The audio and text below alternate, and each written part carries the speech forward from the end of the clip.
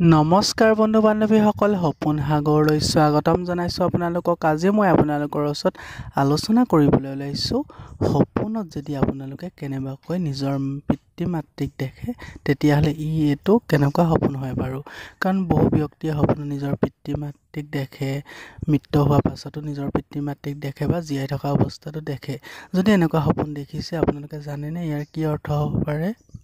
সপোন শাস্ত্ৰ অনুসৰি যদি কোনো ব্যক্তিয়ে সপোনত জীৱিত পিতৃ মাতৃক যদি দেখে কেনেবাকৈ সপোনত, তেতিয়াহ'লে ইয়াৰ দ্বাৰা এটা কথা স্পষ্ট হয় যে সেই ব্যক্তিজন যোনজন ব্যক্তিয়ে দেখিছে সেই ব্যক্তিজনৰ যদি পিতৃ মাতৃৰ ওপৰত যদি খুব বেছি শ্ৰদ্ধা ভক্তি থাকে বা ভগৱানৰ ওপৰতো যদি তেওঁ বহুত শ্ৰদ্ধা ভক্তি থাকে আৰু নিজৰ কাম যদি তেওঁ নিষ্ঠা মানে কৰি যায়, এনেকুৱা অৱস্থাতে কিন্তু বহু ব্যক্তিয়ে নিজৰ পিতৃ মাতৃক দেখে। পিতৃ মাতৃক দেখাৰ অৰ্থ এইটোৱে যে তেওঁ পিতৃ মাতৃৰ আশীৰ্বাদ যে তেওঁৰ লগত সদায় থকাটো এটা সংকেত দিয়ে যে তেওঁ সঠিক পথত সঠিক ৰাস্তাত সঠিক কাম কৰি গৈ আছে। সেয়েহে তেওঁৰ পিতৃ মাতৃৰ আশীৰ্বাদ তেওঁৰ লগত বৰ্তি আছে আৰু লগতে ভগৱানৰো আশীৰ্বাদ আছে।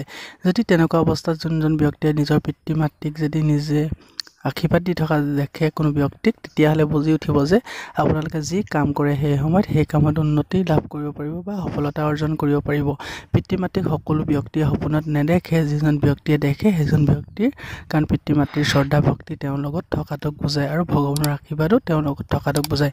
এনেকুৱা সপোন দেখিলে নিজৰ পিতৃ মাতৃকে আগতো ক'ব নালাগে যে মই সপোনত আপোনালোকক দেখিছোঁ। এনেকুৱা সপোন ভগৱানে এই কাৰণেই দেখা দিছে যে আপুনি যি কাম যি কৰ্ম হাতত সেই সময়ত ল'লে সেই কামত আপুনি ছাকচেছ হ'ব পাৰিব। আৰু লগতে সেনেকুৱা দেখিলে পিতৃ মাতৃক নজনোৱাকৈ আপোনালোকে ভগৱানৰ ওচৰত চাকি বন্তি জ্বলাব লাগে আৰু লগতে সেই পিতৃ মাতৃক চৰণ চুই পেলাই যিকোনো কামত আগবাঢ়ি যাব লাগে। গতিকে সপোনত পিতৃ মাতৃক দেখাটো এটা বহুত শুভ সপোন বুলি কোৱা হয়। এনেকুৱা যদি সপোন কেনেবাকৈ দেখিছে আৰু লগতে যদি আপোনালোকে কেনেবাকৈ মৃত্যু হোৱা পিতৃ মাতৃক দেখিছে, তেতিয়াহ'লে গম পাব যে আপোনাৰ সেই পিতৃ মাতৃৰ আশীৰ্বাদ আপোনাৰ লগত থকাটো বুজাইছে। যে আপোনাৰ পিতৃ মাতৃ হয়তো ঢুকাব পাৰে, তাৰপিছতো যদি আপোনালোকে কেনেবাকৈ দেখিছে আপোনালোকক হাঁহি ফুৰি কৰি আছে বা আপোনাৰ লগত খেলি আছে বা আপোনাক কিবা কৰি আছে, এনেকুৱা ক'বলৈ হ'লে আপোনালোকে বুজিব যে আপোনালোকক তেওঁলোকে কিবা ক'বলৈ বিচাৰিছে বা আপোনাক সঠিক ৰাস্তাত যাবলৈ কৈ আছে। সেয়েহে এনেকুৱা সপোন দেখিলে ইগন'ৰ কৰিব নালাগে।